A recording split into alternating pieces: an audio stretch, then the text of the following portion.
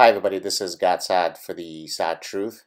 If I were to ask you to pause for a moment and think about a few predictors that are likely to be very strong predictors of how successful your child is likely to be academically, what might some of those variables be?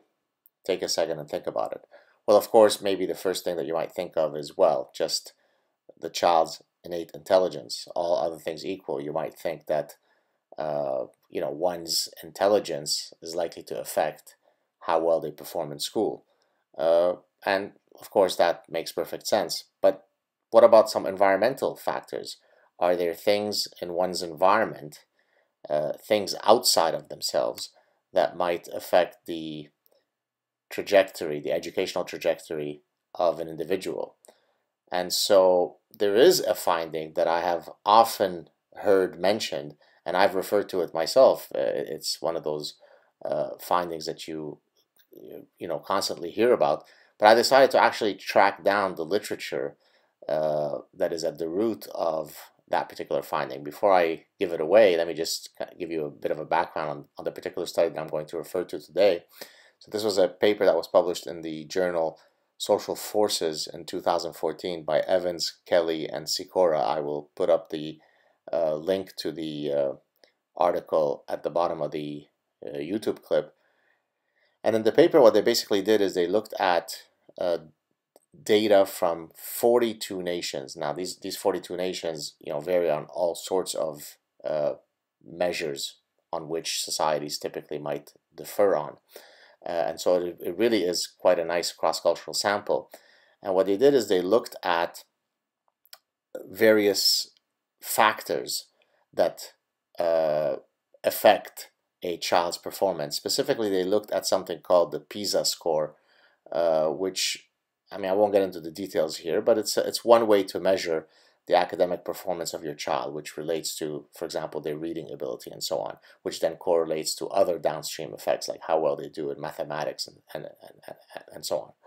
But for the purposes of this discussion, let's just leave it at, we have a way to measure academic performance very accurately across countries.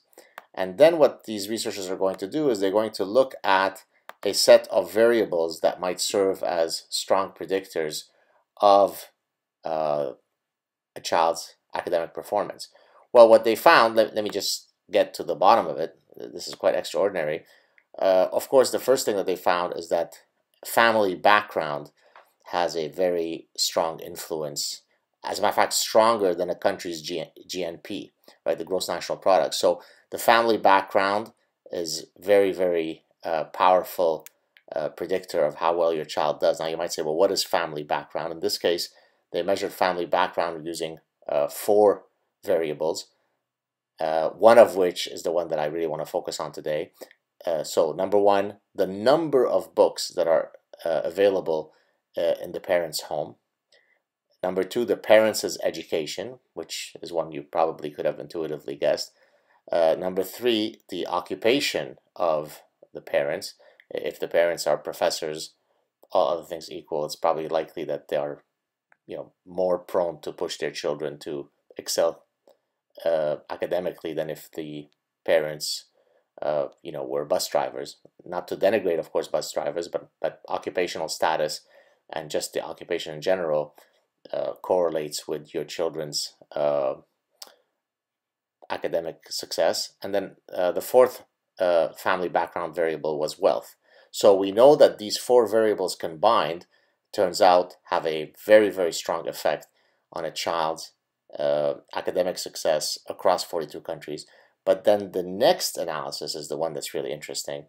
If you then break up the influence of each of those 4 variables, so the number of books in the family, the parents' education, the parents' occupational status, and the parents' wealth, and you calculate what's called the it's a particular coefficient called the sheaf coefficient, which basically, if you like, captures the strength to which each of those variables affects academic success. Well, it turns out that by far the one that's the most is books in the family. So the number one is books in the family, with a coefficient of 0.21. Number two, parents' occupational status, 0.16. Number three, parents' education, 0.08. And last, very, very far off, with a coefficient of 0.01, is the parents' wealth. So of all of the variables that constitute the larger variable called family background, just the number of books that you have in your personal library has a profound effect in predicting your child's academic abilities. Now you might say, well, how does it do that? There are, of course, several ways, but of course, the more books that the parents have, the more likely they are to be cognitively engaged, the more likely they are to be cultured, the more likely they are to engage their children in conversations that promote their intellectual curiosity. So there's a slew of downstream effects that, if you like, flow from having a large personal library. And so, of course, if you just go and buy a bunch of books, place them in your personal library as decor, but then never actually live the cultured cerebral life, then of course simply having the books collecting dust in your house is not going to be the way that your children are magically going to excel academically. But to the extent that having a large personal library is a public indicator of your commitment to the cerebral life, well then of course this is going to be inculcated onto your children. And if any of you are interested in knowing, I have a very, very sizable personal library. And as I think I mentioned in one of the shows that I think recently appeared on, one of the biggest sources of angst that I experience whenever I walk into my study is looking at my number of books, realizing that I'm still far from having read many of them. I don't know exactly how many books I have, but if I have, let's say, 500 books, 600 books, however many I have, there are certainly a few hundred that I haven't read. And so there's all this knowledge out there that I'm unaware of, and that causes me quite a bit of stress, because as somebody who is obviously very committed to intellectual pursuits, I wish that I could amass all of the world's knowledge in one big bite. But in any case, if you want your children to succeed, buy books, read books, have them read books, intellectually engage them, and then hopefully they will go on to successful academic achievement.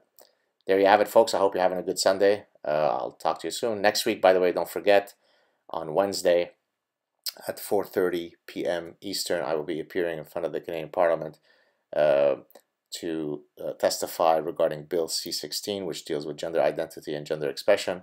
And then later that day at 7:30, in an event titled A Night on the Hill with Dr. Saad, I will be delivering a lecture to the Canadian Parliament on Death of the West by 1,000 Cuts, all of the various forces and viruses of the human mind that is leading us to the abyss of lunacy. So wish me luck. There you have it, folks. Talk to you soon. Cheers. Bye.